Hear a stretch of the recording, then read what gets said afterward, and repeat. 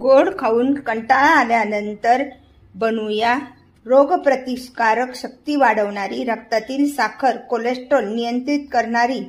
Hello hi, मी कल्पना तिडके। कल्पना तिडके या रेसिपीमध्ये मी आपलं स्वागत करत आहे। गोड खाऊन कंटाळा आला असेल तर बनवूया आठवडाभर टिकणारी कारल्याची चटणी। फ्रेश कारली घेतल्यानंतर त्याच्या आपण आता चक्क्या करून घेऊया। कारल्याचे व्यवस्थित असे काप करून घेतले आणि त्यामधला हा मागचा आणि पुढचा भाग काढून घेतलेला आहे। त्यानंतर हे जाडसर जे बी आहे तर ते पण आपण काढून घेतलेले आहे। खूप पण बी बारीक काढण्याची गरज नसते। आता आपण हे कारल्याचे काप थोडेसे कढईमध्ये तळून घेणार आहोत।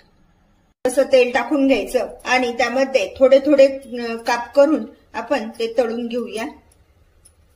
समजा जास्त तेल टाकलं तर ते वाया जातं, त्याऐवजी थोडं थोडं तेल टाकून व्यवस्थित असे तळून घेऊया। सतत हलवत राहायचे आणि छान असे परतून घेऊया।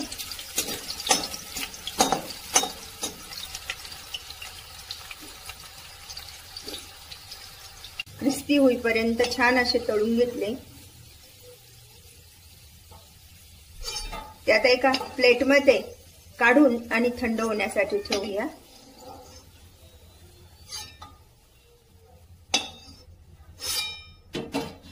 तोपर्यंत दुसरे काप तळून घेऊया।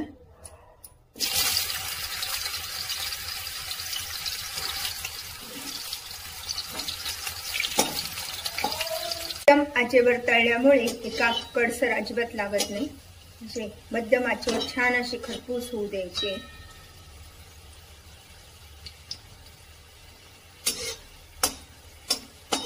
आता अशा पद्धतीने आपण सगळेच काप तळून घेत आहोत।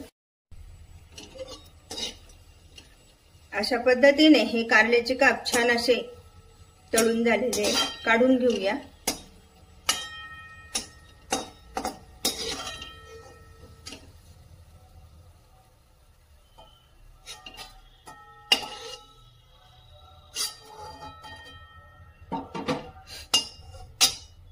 त्यामध्ये टाकून घेऊया कढीपत्ता, छान असा तळून घ्यायचा व्यवस्थित।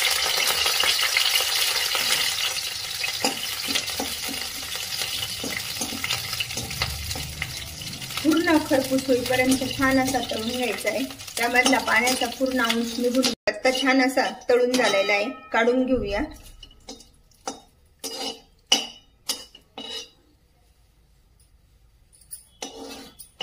पाव वाटी शेंगदाणे, शेंगदाणे पण छान असे खरपूस तळून घ्यायचे मीडियम आचेवर। शेंगदाणे छान असे खरपूस तयार झालेले ते काढून घेऊया।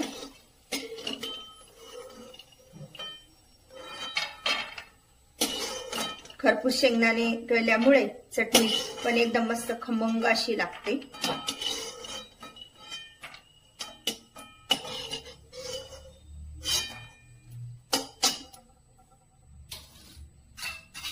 शिल्लक राहिलेल्या तेलामध्ये थोडेसे जिरे, अर्धा चमचा लसूण पाकळ्या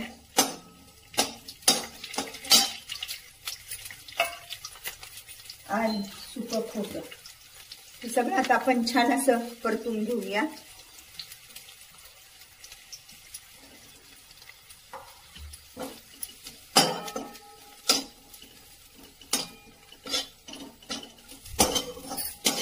प्रथम आपण हे खोबरं लसूण व्यवस्थित असं बारीक करून घेऊया।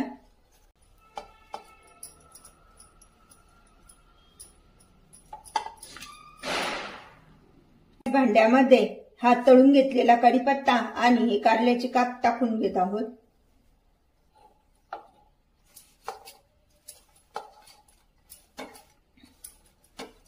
हे करून घेऊया। प्रमाणानुसार मीठ, साधारण 1 चमचा ही आमचूर पावडर घेतलेली, त्याऐवजी आपण सॅट्रिक ऍसिड पण घेऊ शकतो। 1.25 चमचा लाल तिखट आणि हिंग हे सगळं साहित्य आपण आता एकत्र वाटून घेऊया। अशी बारीक झालेली आहे तर त्यामध्ये टाकून घेऊया शेंगदाणे। थोडीशी चिमूटभर साखर, म्हणजे आपली चटणी छान आंबट गोड तिखट अशी मस्त तयार होणार। कोणाला कळणार पण नाही ही चटणी कारल्याची आहे। छान अशी ही आपली चटणी खाण्यासाठी तयार झाली। कारल्याची चटणी खाण्यासाठी तयार। अशा प्रकारची चटणी तुम्ही पण बनवा आणि मला मात्र कळवा कशी झाली आहे ते। लाईक अँड सबस्क्राईब करायला विसरू नका। पुन्हा आपण भेटूया।